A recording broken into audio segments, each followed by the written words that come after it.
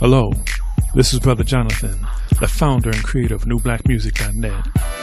I want to speak with you about blatant and outright racism and what we think amounts to white supremacy on cable television.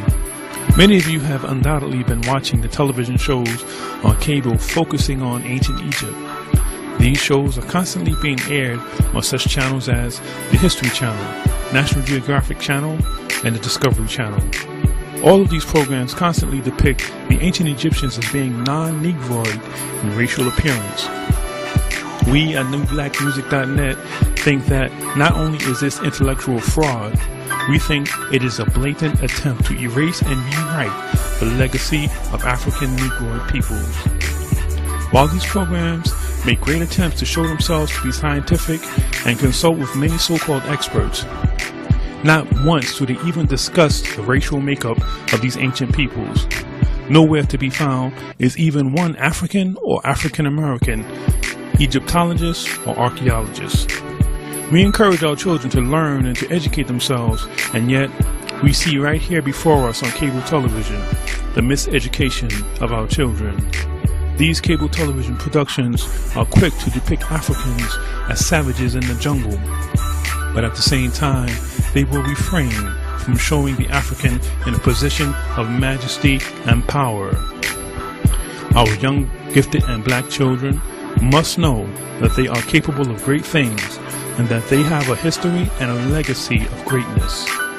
We at NewBlackMusic.net call for black documentary production companies to set the historical record straight and to produce documentaries which will help the self-esteem and self-worth of our children to blossom.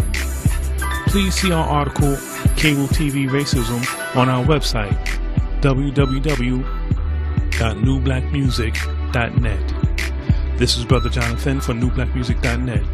Thank you.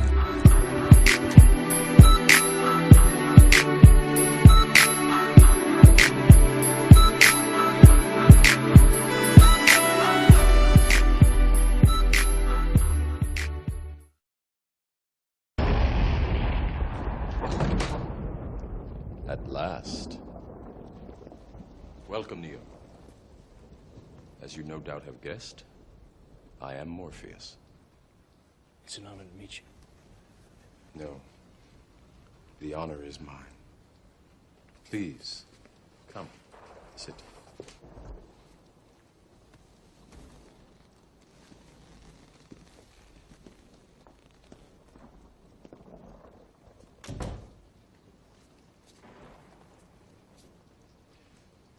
I imagine that right now you're feeling a bit like Alice.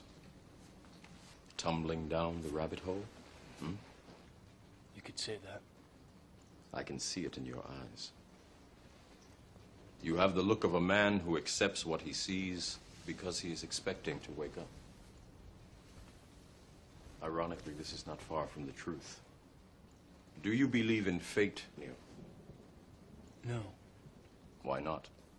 because I don't like the idea that I'm not in control of my life. I know exactly what you mean.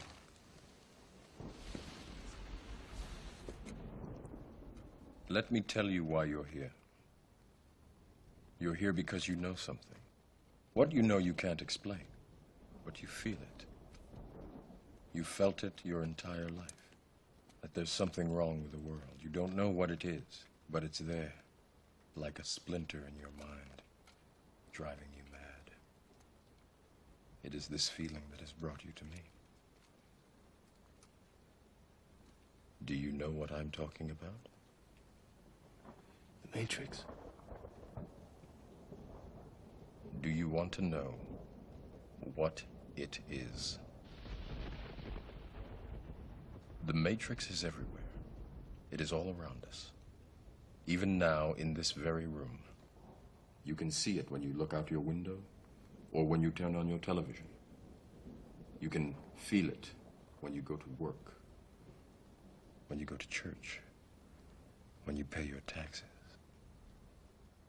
It is the world that has been pulled over your eyes to blind you from the truth.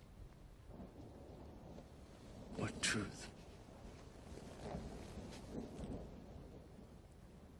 That you are a slave, Neo.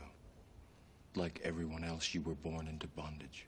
Born into a prison that you cannot smell or taste or touch. A prison for your mind.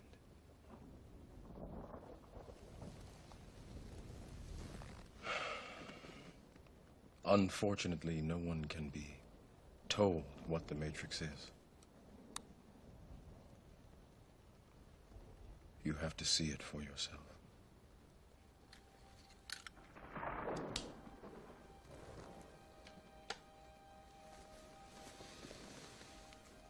This is your last chance. After this, there is no turning back. You take the blue pill, the story ends. You wake up in your bed and believe whatever you want to believe. You take the red pill, you stay in Wonderland, and I show you how deep the rabbit hole goes.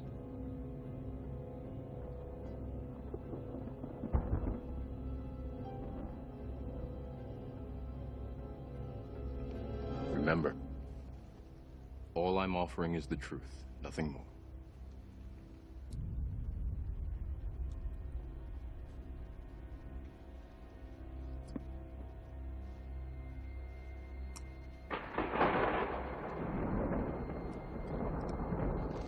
Follow me.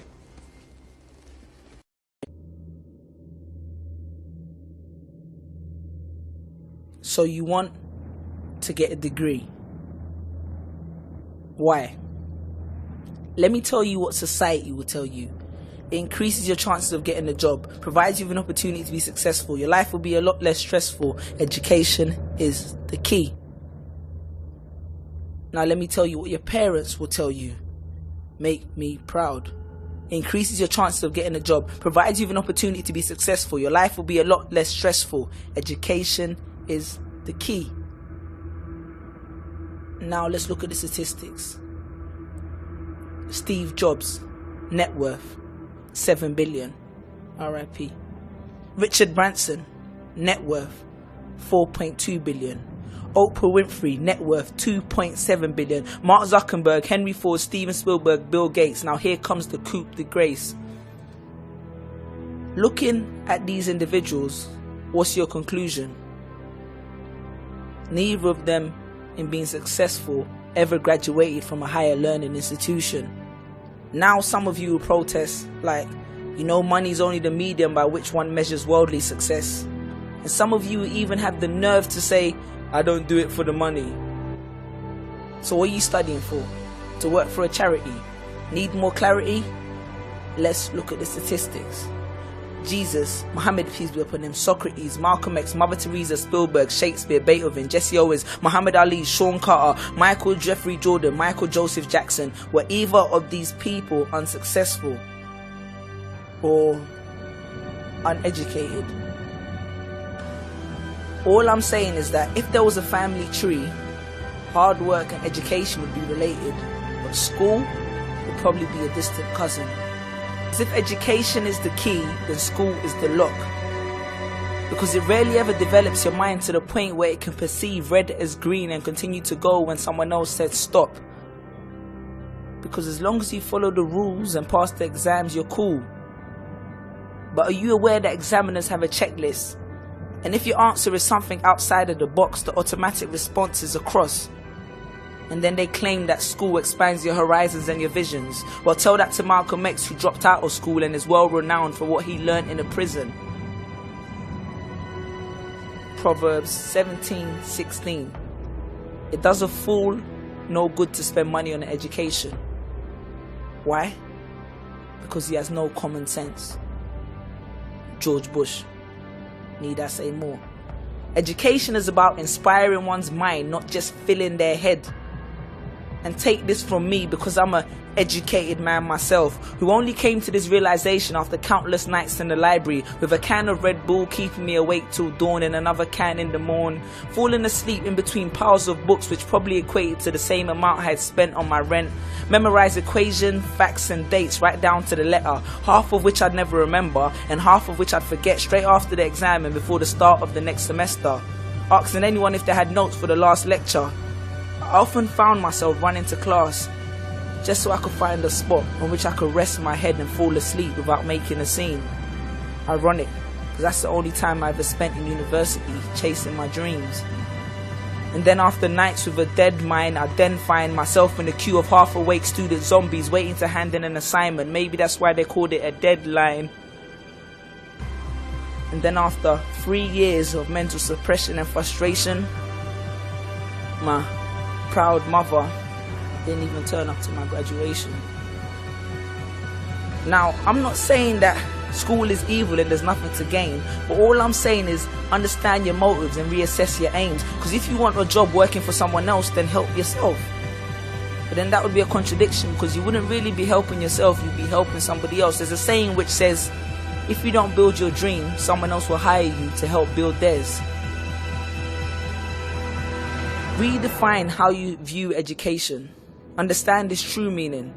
Education is not just about regurgitating facts from a book on someone else's opinion on a subject to pass an exam. Look at it. Picasso was educated in creating art. Shakespeare was educated in the art of all that was written. Colonel Harlan Sanders was educated in the art of creating Kentucky Fried Chicken. I once saw David Beckham take a free kick. I watched as the side of his Adidas sponsored boot hit the patent leather of the ball at an angle which caused it to travel towards the skies as though it was destined for the heavens. And then as it reached the peak of its momentum, as though it changed its mind, it switched directions. I watched as the goalkeeper froze, as though reciting to himself the laws of physics, and as though his brain was negotiating with his eyes that it was indeed witnessing the spectacle of the leather swan that was swooping towards it, and then reacting. But only a fraction of a millisecond too late. And before the net of the goal embraced the FIFA-sponsored ball as though it was the prodigal son returning home, and the country that I live in erupted into cheers, I looked at the play and thought, damn, looking at David Beckham, there's more than one way in this world to be an educated man.